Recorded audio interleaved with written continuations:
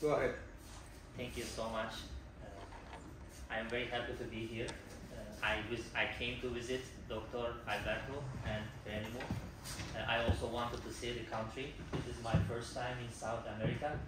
I am very happy to be here. I saw the museums, I went to concert and etc. I am very happy to be here, I can say. So I came here to visit him, and I also wanted to introduce inverter rectifier potassium channels, which known as KIR channels. I will talk about it, but before I start my presentation, I want to introduce myself. I'm Enes Akyüz. I'm working at University of Wisconsin Medicine. We are actually not working on epilepsy. I'm working in blindness nowadays, but my whole career, like 10 years, like PhD students thinks I'm not that old researcher, but I was working in epilepsy. The mutual things in epilepsy and blindness is inverter rectifier potassium channels. So when I applied to university with Turkish grant firstly, they accepted me because I was going with my grant. And then after 4 years, they asked me to come back to work on the same project but in blindness. So today I'm going to talk about actually just inverter rectifier potassium channels. It has relation not only in epilepsy but also other diseases too, including blindness. So the first slide is going to explain us how we are expecting patients with epilepsy. It is actually very big biosystems when we think about it. The first biosystem is on the universe is human. When we think about a healthy human, healthy individual, it's going to be imbalanced. This is my theory, but it is actually like mutual, everyone knows that. The healthy person will have balanced life. It has no any other diseases. But when he or she has a seizure, then the person will lose his balance. What does it mean? It means when we think about human biosystems, it's going to shake and just drop, fall, and start to just get problems. But when we decrease the magnification of the biosystems, what we say is it's going to change something in organ systems, like circulatory systems or respiratory systems. When we change or decrease the biosystems a little bit more, it's going to be organs, right? Brain might change, heart can change, but if we decrease a little bit more to biosystems, it's going to be cell systems or tissues. So cells have billion of parameters, million of workers. It is like a company. So it has not only proteins, it has like nucleic acids, lipid structures, and many workers in this factory, in this company. So what we aim with this presentation is one of the proteins which known as ion channels, and it's the name of it is inverter rectifier potassium channels. So what does it mean? It means, again, this is just ionic equilibrium, healthy condition. Just think about potassium ions. They are going to try to go out with one proteins, with one ion channels, and also to get this ionic equilibrium back, they are going to try go inside. So inwardly means taking potassium ions into the cell. Outwardly is taking potassium to outside. So today's presentation is going to be about inverter rectifier potassium channels. What these ion channels do is actually that all ion channels are taking ions outside or to inside. When we think about this equilibrium on the membrane, extracellular and intracellular systems have an ionic equilibrium in terms of concentrations. It is not like 50 millimolar. It is like different, like 5 millimolar inside, 125 millimolar outside. The cell has this equilibrium.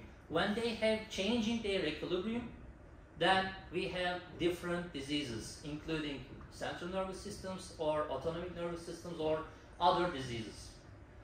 So two things is just coming to see. The first one is changing ionic condition. The second one is potential. Because excitable cells have electricity, the membrane potential, or when we think about ion channels, it is going to be not membrane potential, but reversal potential, or we say equilibrium potential of ions. For example, potassium ions. So they are going to have like negative 77 millivolts. What does it mean? When we are thinking about like epilepsy or other conditions, if you want to say, okay, this ion channel is changing in functional, we have to measure its membrane potential. And it must be very close to wild type to control what. If it is not close, then our experiments or our treatment that we are trying with just triggering the systems to just cure it is not going to be fine. So these invertly rectified potassium channels I will be coding as KIR channels. It has different names. It has different subfamilies, different subtypes. How it changes, just when we think about potassium transport channels, they are going to have higher potassium transportation than others. The classical ones are actually just known and found in almost all excitable cells, including brain cells, or we can say neurons, or also in cardiomyocytes. So the other ones are like secondary messenger systems, like having a G-coupled protein and also ATP-sensitive potassium channels. These ATP-sensitive potassium channels are the actually reason of meeting me and Professor Alberto Lazarowski.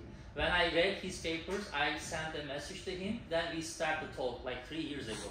Because he was working on the PGP proteins, they have a similar function on the cardiac cells. So my PhD thesis was about actually every single one subfamily to check in heart what happens in heart. This question was my hypothesis in PhD.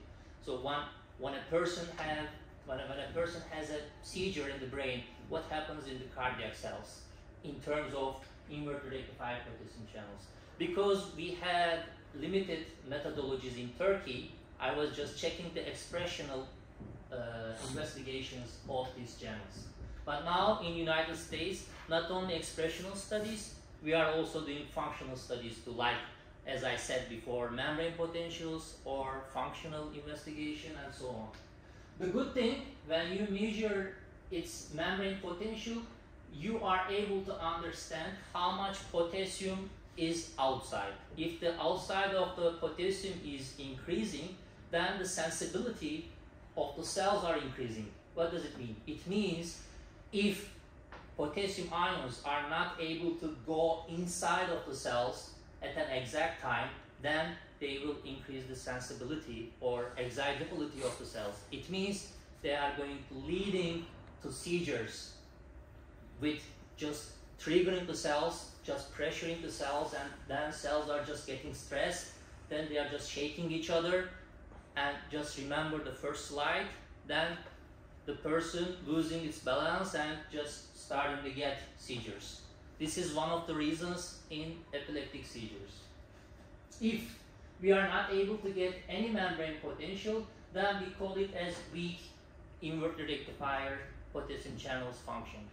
That means if you try to treat one of the ion channels that you found on any epilepsy types, you are trying to cure it with treatment. Even if you get some currents, it means you start to make it work, but the biological conditions will not be the same. This is one of the missing part. Even in the United States, when we are trying to cure it, we are able to get currents, but the second thing, the important thing is we are not able to get membrane potential. Then we are leaving this treatment and we are trying to find something else or engineering something else to cure these KIR channels that I can say.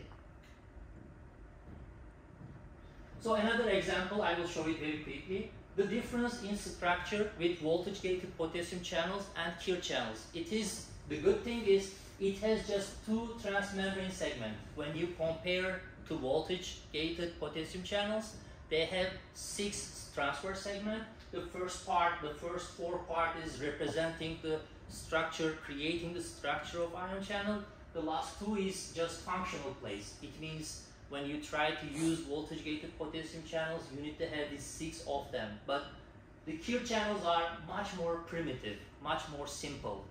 Even if they are reasoning to some diseases, if you have treatment, then it's going to be perfect. When you compare to voltage-gated potassium channels cure, it is much more simple to make it cure because it has just 2 transmembrane segments. If you have any mutation, you can fix it when you compare to this. So this figure says us inverter rectifier potassium channels, Kir channels, are not only taking potassium ions into the cells, a little bit when you compare to invertly currents, a little bit will be outside. When I measure under the microscope in the laboratory, just think about the current. Current unit is amp, but it is cell, so the unit will be picoamp.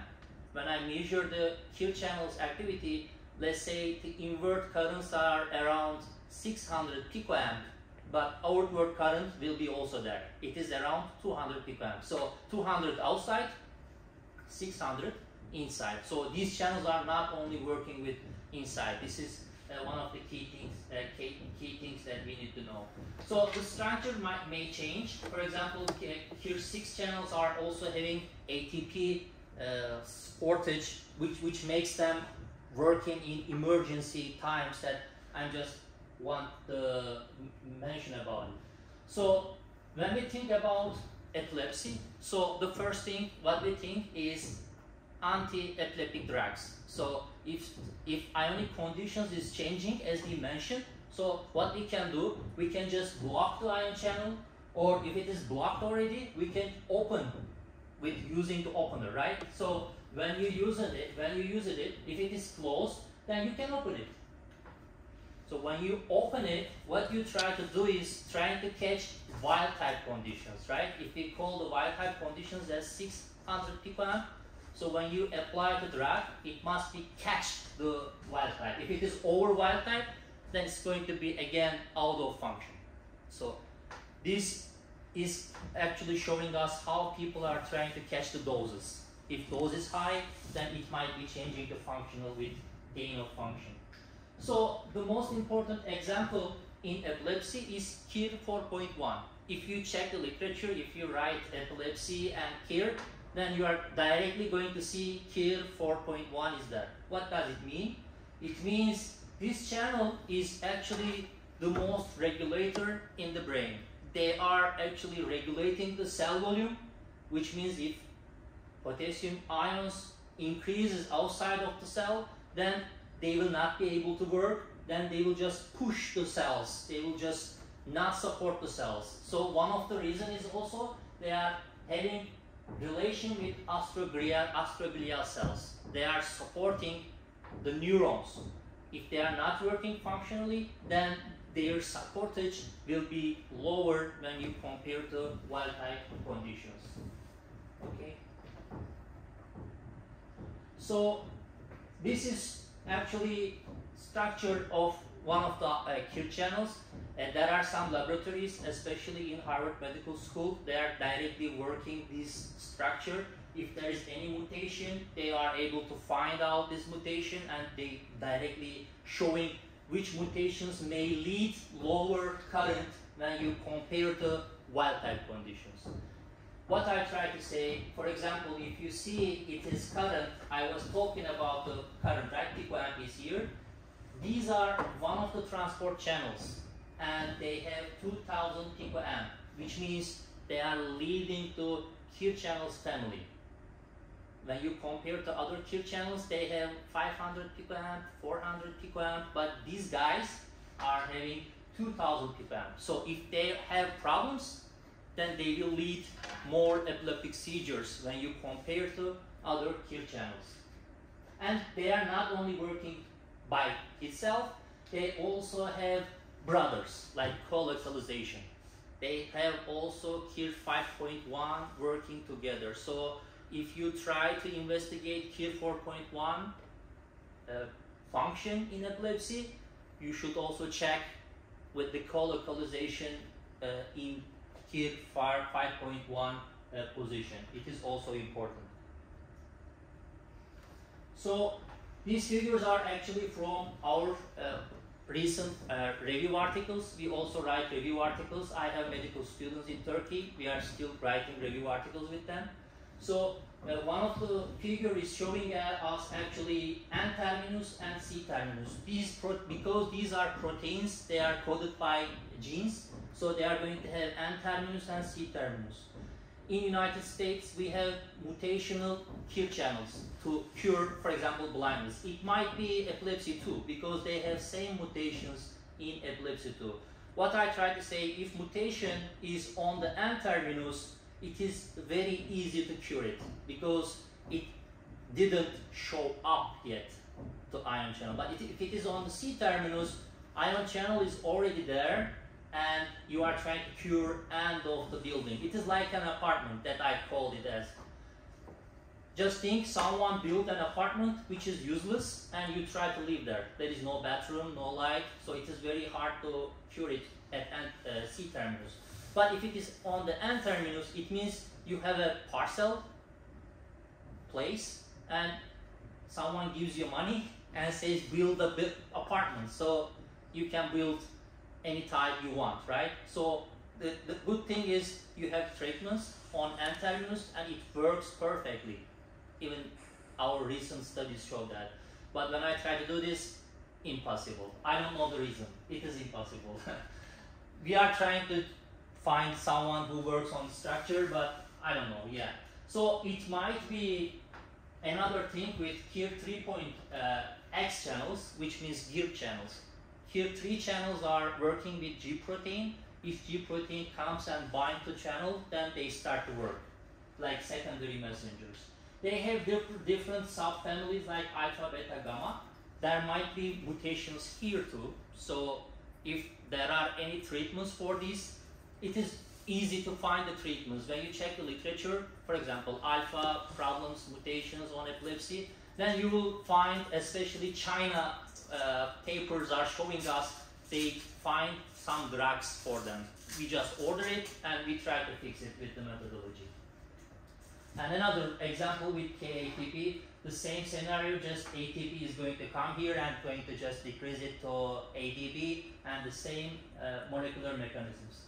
So last 2 years in Turkey, what we tried, not only cure channels, but also receptor analysis started from us. We published at least 10 research articles with receptor analysis, but now they say no. Because we were not able to do functional analysis, we are just showing immunohistochemistry, Western blot, and we published. Then they said enough. After 10 papers, at least we got 10 papers, I am happy. What they asked, functional study. I showed you at the very first slides, right?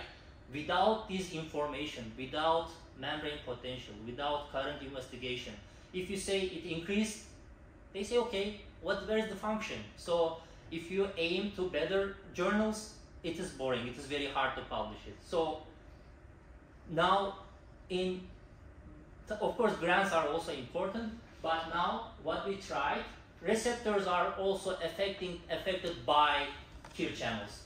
For example, I found these KIR-X channels or KIR3 channels are working with acetylcholine, or KIR2 is working with dopamine, or KIR6 is working with glutamate, and so on.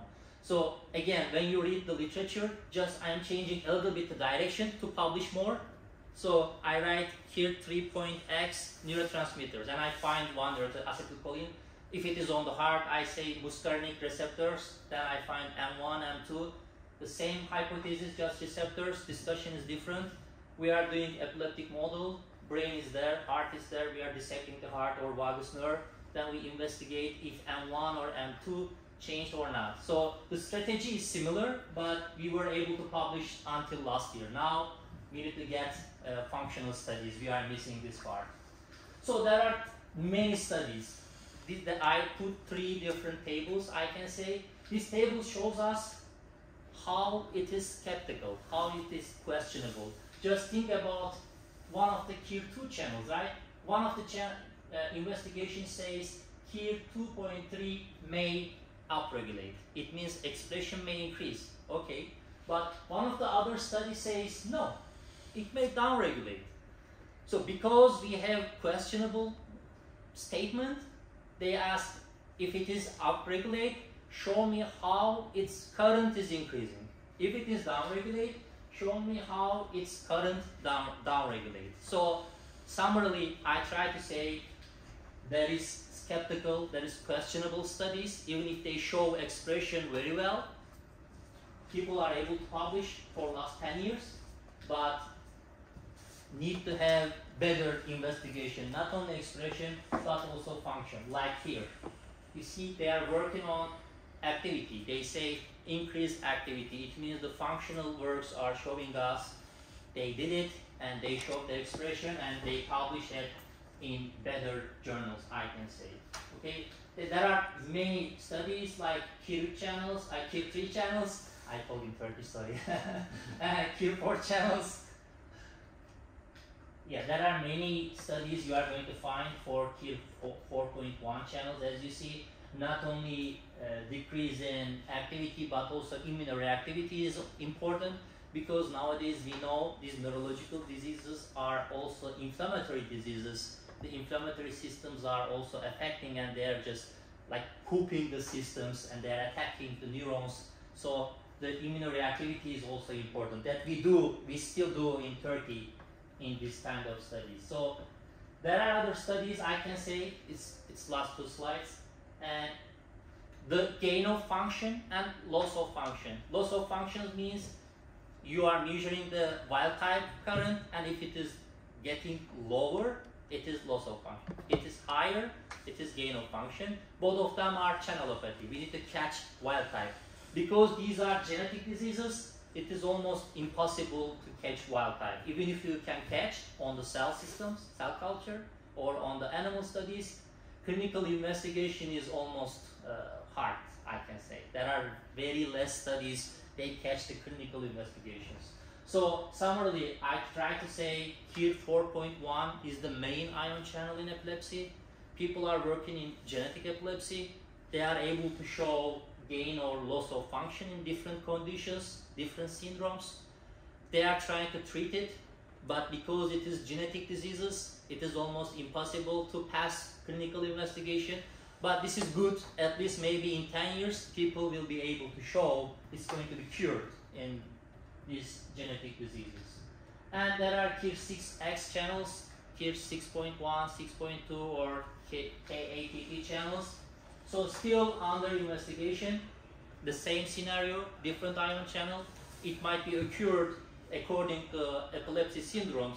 There is not only one epilepsy syndrome. As you know, there are like 200 different epileptic types.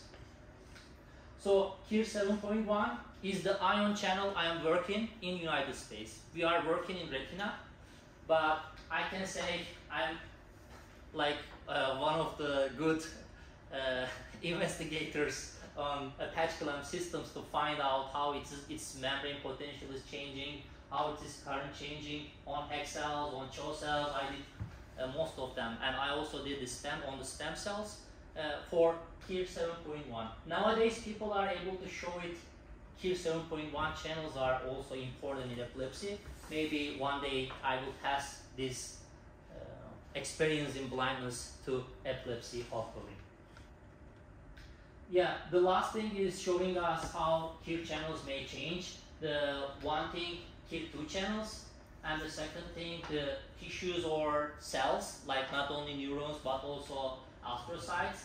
And finally, as I mentioned before, the glutamate is important. I told right receptors, we changed our direction from ionic current to the receptors. So glutamate receptors are the most important receptors in epileptic field, I can say. So thank you so much for listening. If you have any questions, I can answer. How is the relationship between glutamate and KIR? Do you know? The glutamate receptors are actually representing the increasing the excitatory systems. Mm-hmm. So in epileptic seizures, this works reversely. Normally, just think about the balance. This is excitatory, this is inhibitory. Excitatory and inhibitory balance is changing with inhibitory is inhibiting. Because it is inhibiting, these epileptic seizures are happening. Not only inhibitory, like GABA A is inhibiting in epileptic seizures, not only GABA A, but also glutamate is increasing. So this difference making like more aggressive seizures than expected one. But here, what is the relationship? The relationship, if KIR2.1, KIR2 channels are increased, then glutamate release is also increased. They are working together. So what we did as strategically, we said we start to show KIR expression in immunoreactivity is increasing, then we start to show glutamate is also changing, or GABA is also changing. So it helped us to increase the environment to talk about. You are working in retina now. Yes. It's related with blindness. Yes. And do you think it's possible could be also related with photosensitive epilepsy? Yes, this is one of my thinking, photosensitive epilepsy, but if you do it on animals, I don't know how to do in cells. Maybe we can just shock with light, yeah, the normal cells. Then we add wild type of KIR 7.1 or KIR 2.1. I need to check which KIR channels are mostly abundant there. Then just light shock, then check the ion channel function and expression if it is increased or not. Yes. Or animals, if you do the animals by light, because they are very sensitive, as you know, to the light or to the hearing systems. Clinically, it's very common to use the photostimulation to see if the patient has photosensitivity. Yes. It could be great work, as you said. Yes, it could be very great work. Yeah. Thank you for contribution. Oh, okay. Thank you. No, thank you to you. Thank you.